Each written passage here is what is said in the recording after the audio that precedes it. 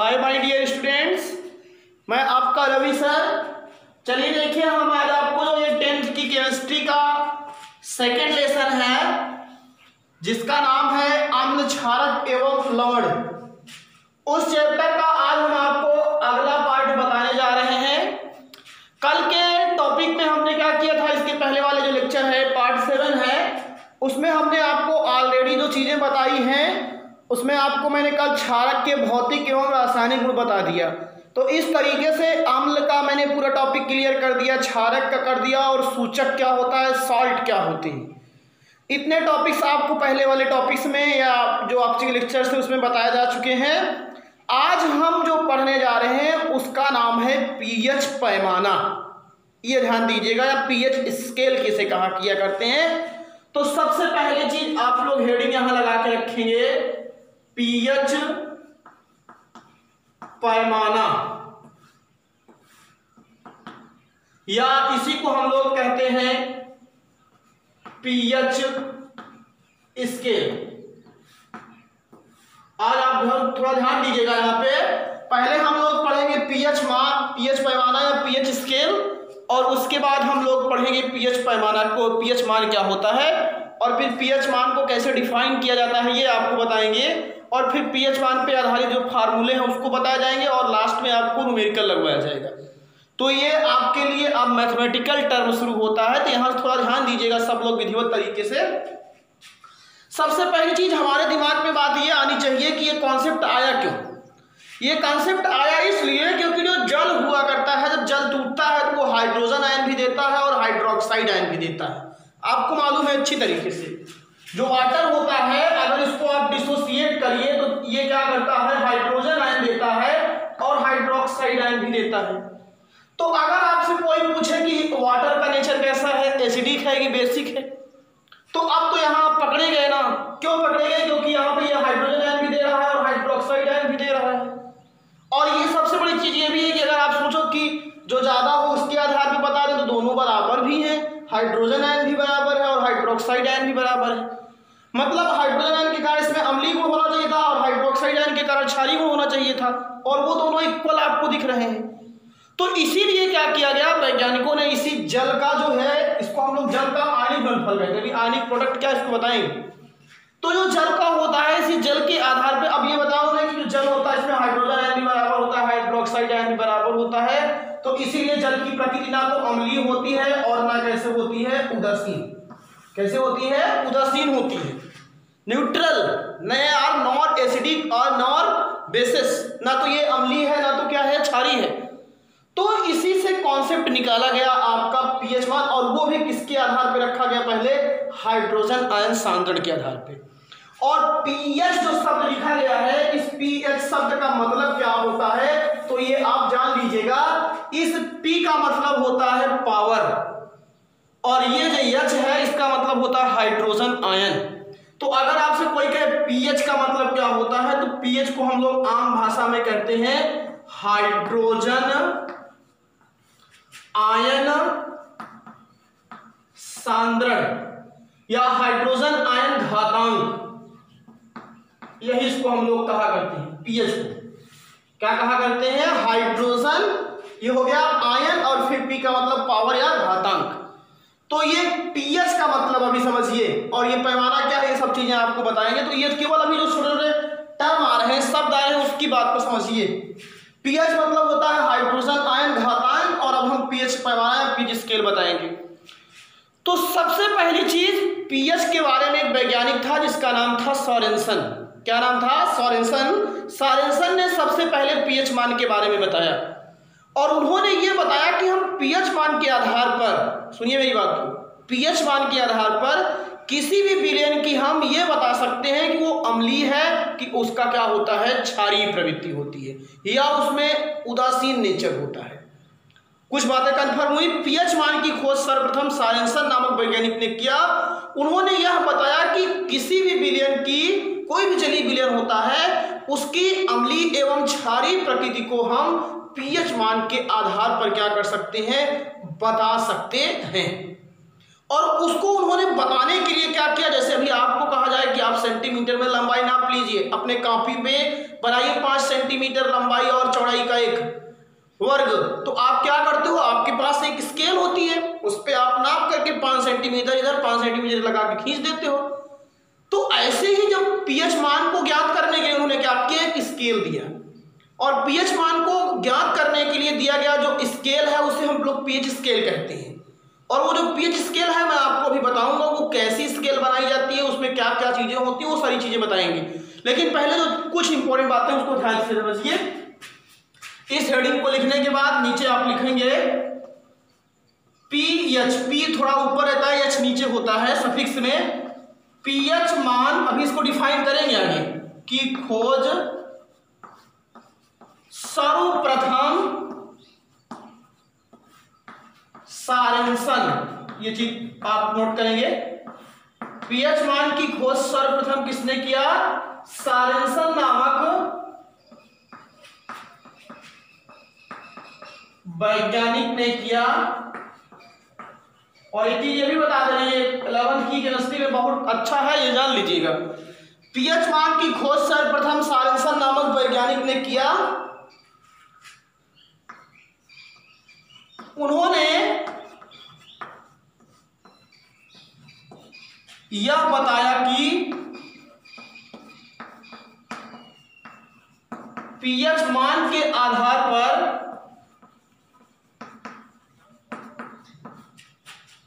किसी जलीय विलयन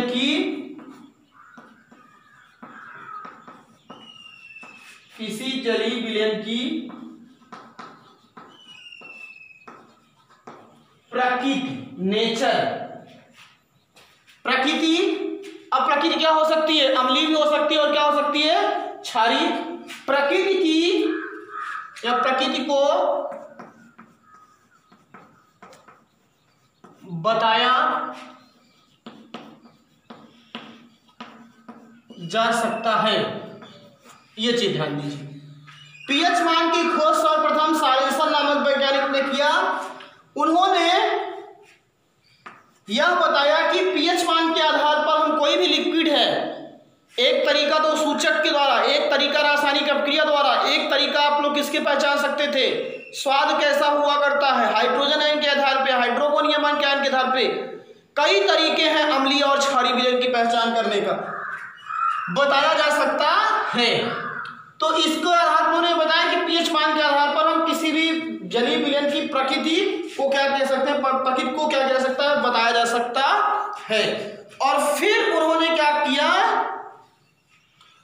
पीएच पैमाने को यानी पीएच स्केल को निम्न प्रकार से समझा जा सकता है।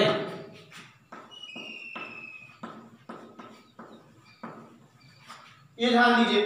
अब जो ये पीएच स्केल है इसको कैसे आप समझ सकते हैं, तो पीएच स्केल को समझने के लिए भैया सबसे बड़ी चीज ये हुआ करती है कि उन्होंने क्या किया, जब पीएच स्केल को बनाया तो उन्होंने क्या किया कि जो जल होता है, बताया जाता है कि शुद्ध जल का जो आयनिक गुणनफल होता है वो 14 होता है, इसीलिए उसमें अधिकतम जो बिंदु रखा वो कितना रखा, 14, और जो हाइड्रोजन आयन की वैल्यू रखा उन्होंने उसको रखा वो भी 10⁻⁻14। तो इस आधार पर भी पूरी बात समझेंगे, जब तक आपको न्यूमेरिकल नहीं लगा लेंगे तब तक पूरी बात एकदम स्पष्ट होगी नहीं, जान लीजिएगा। इसीलिए अभी आप केवल समझने का प्रयास कीजिए। अब उन्होंने क्या किया, एक स्केल बनाया, ऐसे देखिए ये आपके सामने ऐसे आपको बनाना भी है। इसका उन्होंने क्या किया, जो मिडिल पॉइंट रख दिया, वो मिडिल पॉइंट कितना रखा, 7। मिडिल पॉइंट कितना रखा, 7, क्योंकि जो जल होता है उस इसी जल से तो सब कुछ किया गया है। इस जो जल का निकाला जाए, हम बताएंगे आयनिक गुणनफल क्या होता है, जो जल का आयनिक गुणनफल होता है वो 14 आता है, ये लेबोरेटरी में निकाला गया। तो उसके आधार पर उन्होंने कहा कि भाई जब ये और ये दोनों इसमें है तो इसका हाफ कितना होगा, 7, इसीलिए मध्य बिंदु इसका मान लिया 7, और ये आपको बताया उन्होंने 7 हो गया, और यहाँ पे हाइड्रोजन आयन की वैल्यू थी 10⁻⁻7।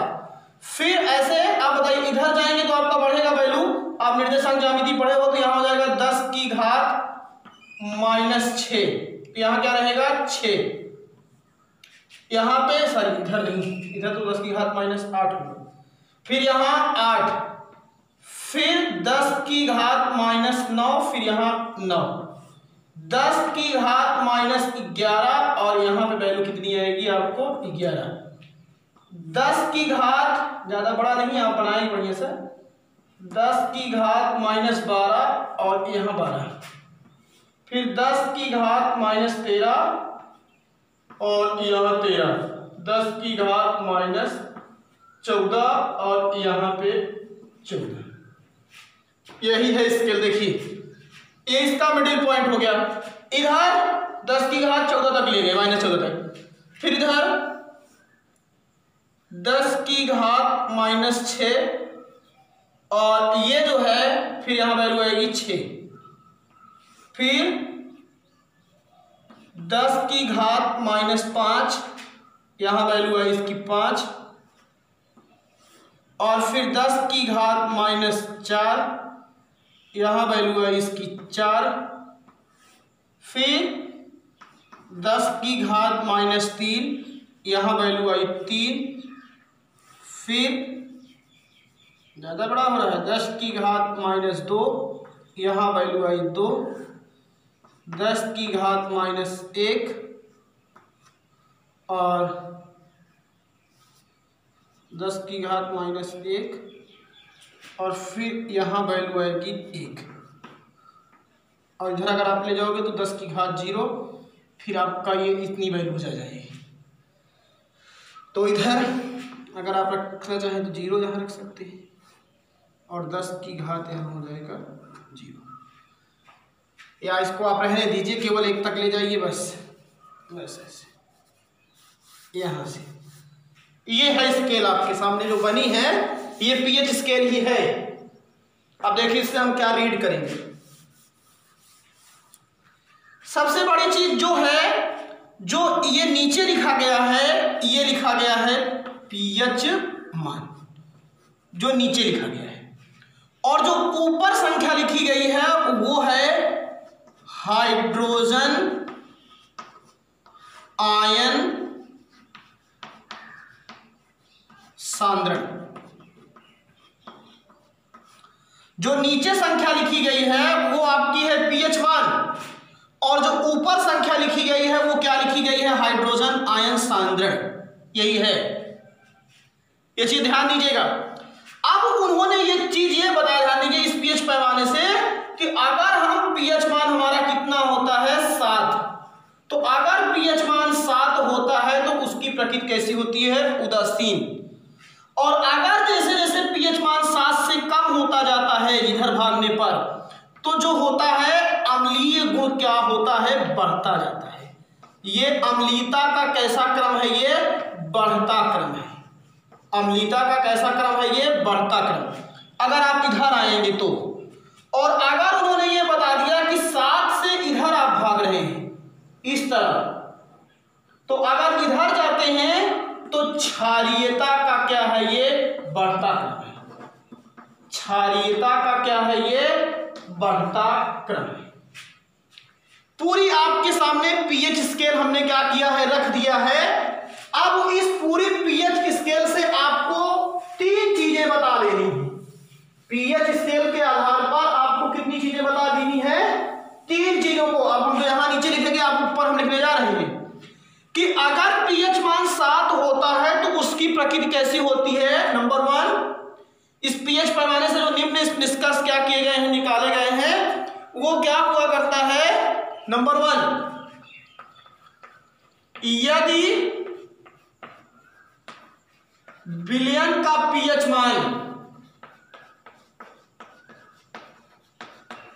मान 7 से कम होता है, ये याद रखिएगा हमेशा। अगर विलयन का पीएच मान 7 से कम होता है तो उसकी प्रकृति कैसी होती है, अम्लीय होती है।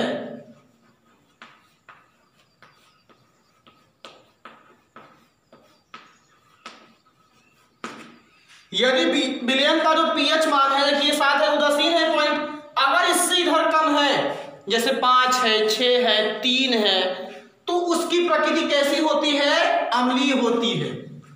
दूसरा निष्कर्ष इस पीएच स्केल से क्या निकाला गया कि यदि पीएच मान 7 से ज्यादा है, 7.12, तुरंत ज्यादा, एग्जैक्ट 7 है तब ठीक है, अगर उससे थोड़ा सा भी ज्यादा हुआ तो उसका नेचर कैसा हो जाएगा? क्षारीय। दूसरा रिजल्ट आपको बता रहा हूं कि यदि विलयन का पीएच मान 7 से अधिक होता है तो उसकी प्रकृति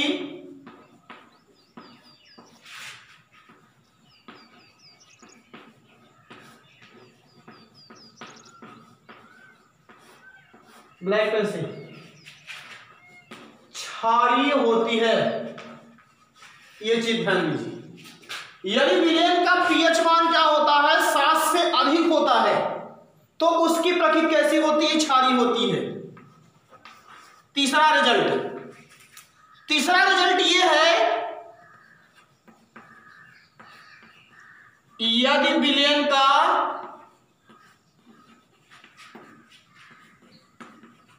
पीएच मान 7 के बराबर होता है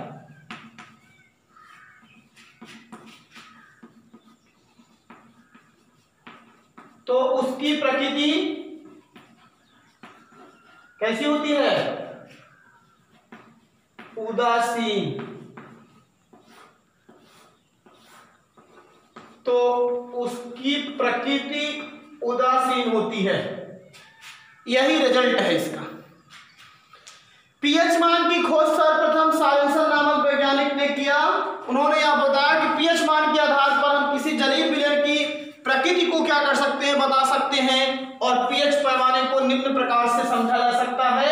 यही है आपके सामने पीएच स्केल। नीचे आप यहाँ पे लिख सकते हो, ये क्या है? पीएच पैमाना है आपके सामने, ये ध्यान दीजिएगा। अब पीएच पैमाने में मध्य बिंदु को क्या रखा गया? 7। इधर अधिकतम बिंदु को कितना रखा गया? 14। और इधर 1 है। 0 भी हो सकता है। इधर 0 होता है तब भी इनका पीएच मान जगह क्या प्रकृति बताई जाएगी? अम्लीय। ये ध्यान लीजिएगा। तो अब यहाँ पे ये बताया उन्होंने कि पहला रिजल्ट ये निकला कि अगर 7 से कम होता है तो उसकी प्रकृति कैसी होती है? अम्लीय। और इधर जाने पर स्केल पर अम्लीयता बढ़ती जाती है।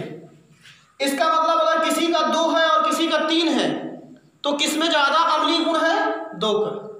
अगर मान लीजिए किसी का पीएच मान 6 है और किसी का 1 है तो दोनों का तो नेचर अम्लीय होगा।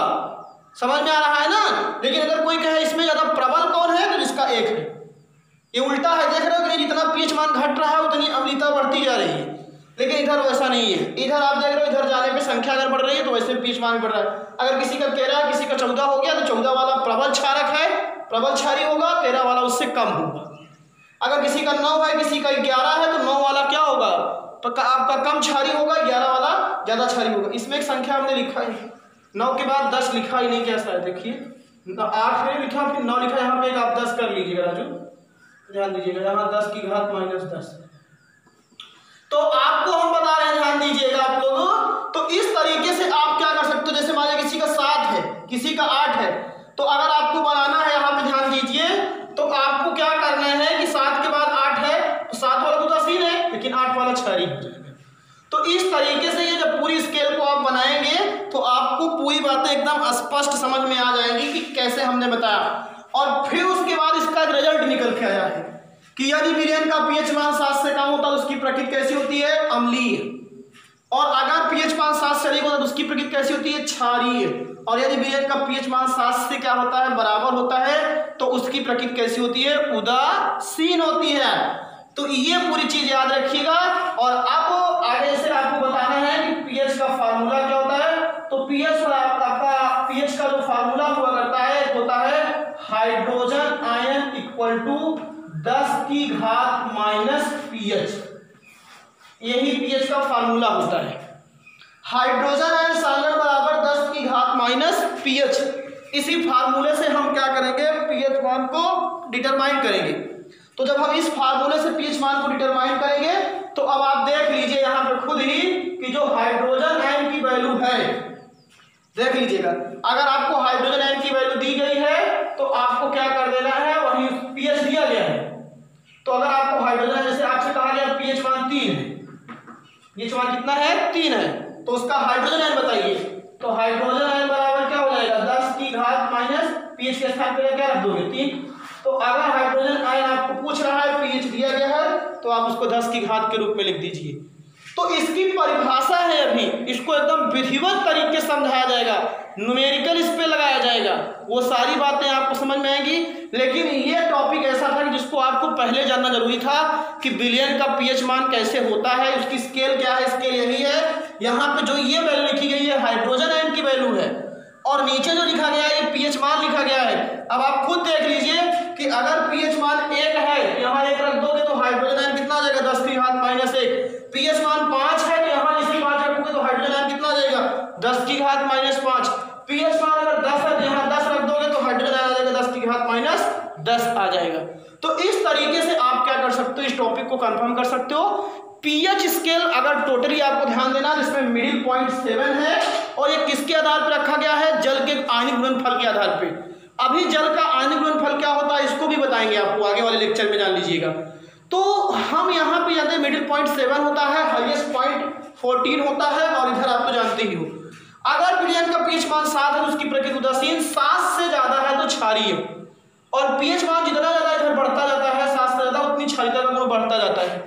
और अगर इधर पीएच मान घटता है तो अम्लीयता का गुण बढ़ता जाता है। जैसे 3 है किसी का 4 है तो 3 वाला ज्यादा अम्लीय होगा, 4 वाला कम होगा। ये नेचर देखिए 3 यही बता रही है कि इधर जा रहे हो तो अम्लीयता बढ़ रही है, इधर जा रहे हो तो क्षारीयता बढ़ रही है।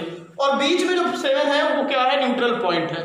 और यहाँ पे जो 3 रिजल्ट निकले गए हैं ये मेन है कि अगर पीएच मान 7 से कम है, 3 है, 4 है, 2 है तो अम्लीय है, और अगर पीएच मान 7 से ज्यादा है, 8 है, 9 है, 10 है, 11 है तो उसकी प्रकृति कैसी होगी, क्षारीय। और अगर पीएच मान क्या होता है 7 के बराबर होता है तो उसकी प्रकृति कैसी होती है, उदासीन। जैसे शुद्ध जल होता है, शुद्ध जल का पीएच मान 7 होता है, इसीलिए उसका नेचर कैसा होता है, उदासीन होता है। और उसी से ही ये पीएच स्केल को क्या किया गया है, बनाया गया है। तो आप बढ़िया सा इसको एक कॉपी में बढ़िया से इसको बनाइए, जैसे आप कॉपी में नोट्स लिख रहे हो उसमें लिखिए, और आपको आगे हम इसको बढ़ाएंगे जो इस पे टॉपिक होगा बाकी। और पीएच पैमाना क्या हो, पीएच स्केल के बाद आपको पीएच मान क्या होता है, फिर हाइड्रोजन आयन कैसे ज्ञात करते हैं, जल का आयनिक गुणनफल क्या होता है, और फिर इस पे आधारित न्यूमेरिकल आपको बताएंगे। तो तब तक आप लोग इसको बढ़िया से ध्यान से सुनिए और बढ़िया से इसकी नोट्स बनाइए। थैंक यू, धन्यवाद।